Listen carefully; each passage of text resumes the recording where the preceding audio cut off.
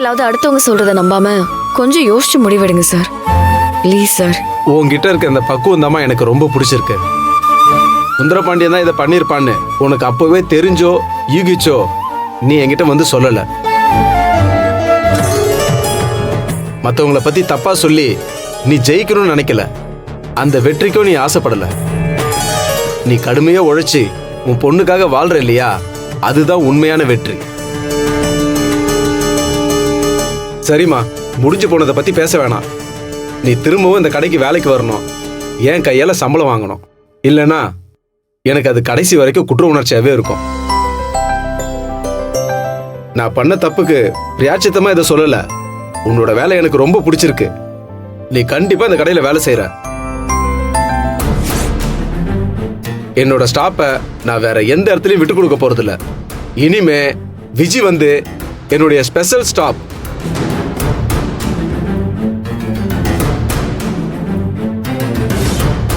ஏற்கனவே அவ ரொம்ப ஆடுவா, இதுல இந்த கடை ஓனர் வேற தலையில தூக்கி வச்சு ஆடுறாரு.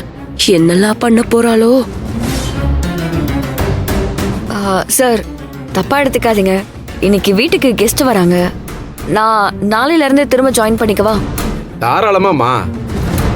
இவளே ஒரு அண்ணக்காவடி, இதுல இவ வீட்டுக்கு கெஸ்ட் வேற. இனிமே நீ உன் இஷ்டத்துக்கு இந்த கடையில இருக்கலாம். இதுக்கப்புறம் இது உன் கடை அப்படின்னு நினைச்சுக்க. ஐயோ சார், அப்படிலாம் ஒண்ணு வேண்டாம் சார். என்னைக்கா இருந்தாலும் நீங்க தான் முதலாளி, நான் தொழிலாளி. அந்த அளவுக்கு உள்ளே இருந்துகிட்டா எந்த பிரச்சனையும் இல்லை சார். இதே இந்த வார்த்தைய நான் வேற ஒருத்தங்க கிட்ட சொல்லியிருந்தா இதை அட்வான்டேஜா யூஸ் பண்ணிக்க தான் பாப்பாங்க. ஆனா நீ ரொம்ப சர்வசாதாரணமா அப்படியெல்லாம் இருக்க வேண்டாம் சார். முதலாளி தொழிலாளின்னு அந்த பாகுபாட்டோட இருப்பேன்னு சொல்ற. உன்னை என்னால புரிஞ்சுக்கவே முடியல விஜய். இந்த சின்ன வயசுல உனக்கு இவ்வளவு பெரிய மெச்சூரிட்டியான ஒரு பேச்சு நல்லதுமா. லைஃப்ல நீ நல்லா இருக்கணும், எனக்கு அதான் வேணும். நீ நல்லா இருப்ப. ரொம்ப தேங்க்ஸ் சார். உன் நல்ல மனசுக்கு உனக்கு எல்லாமே நீ வெற்றிதாம்மா.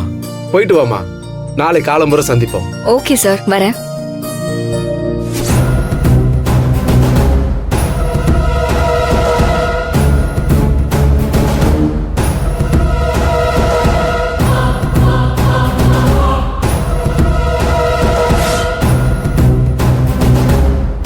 போங்க போங்க, எல்லாரும் வேலையை பாருங்க.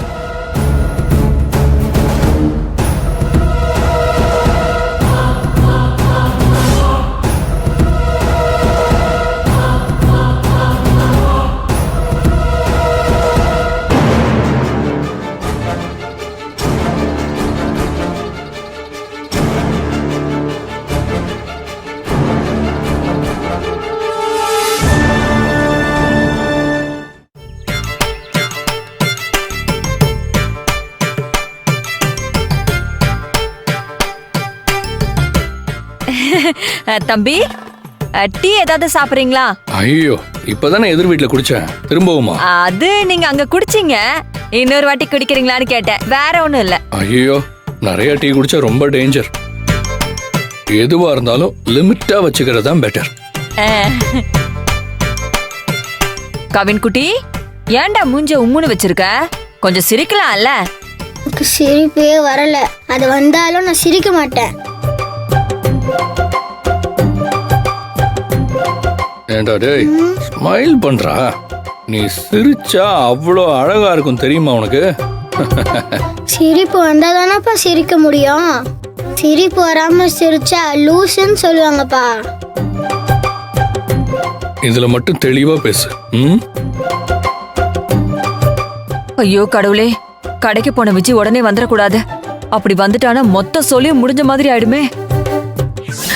ஐயோ, அம்மா தர்ம சங்கடத்துல மாட்டி விட்டுட்டாங்களே. நீங்க என்ன ஏதோ பக்கத்து வீட்ல இருந்து வந்த மாதிரி பதுங்கி ஒதுங்கி நிக்கிறீங்க? இது உங்க வீடு தானே, கேஷுவலா இருக்கலாம்ல. இல்ல, நான் எப்பவுமே இப்படிதான், கொஞ்சம் கூச்ச சுபாவம். என்ன விக்ரம் அங்கிள் நம்ம அம்மாட்ட பேசுற மாதிரி பிரியா ஆன்ட்டிட்ட பேசிட்டு இருக்காங்க. ஐயோ, நீலா யோசிக்கிறாளே. பிரியா பக்கத்து வீட்டுக்காரின்னு சொல்லிட்டானா டோட்டலா முடிஞ்சு போயிருமே. இப்ப என்ன பண்றது? நிலாக்குட்டி, நீ போய் ரூம்ல ஐஸ்கிரீம் இருக்குல்ல, அதை எடுத்துட்டு வந்து கவின் கிட்ட கொடு. ரூம்ல எங்க பாட்டி ஐஸ்கிரீம்? எப்ப வாங்கிட்டு வந்தீங்க? ஃப்ரிட்ஜ் கிச்சன் கிட்ட இருக்கு. ஃப்ரிட்ஜ்ல இருக்குன்னு சொன்னா கூட பரவாயில்ல. ரூம்ல எப்படி பாட்டி ஐஸ்கிரீம் இருக்கும்? அப்படி இருந்தா உருகிடாதா?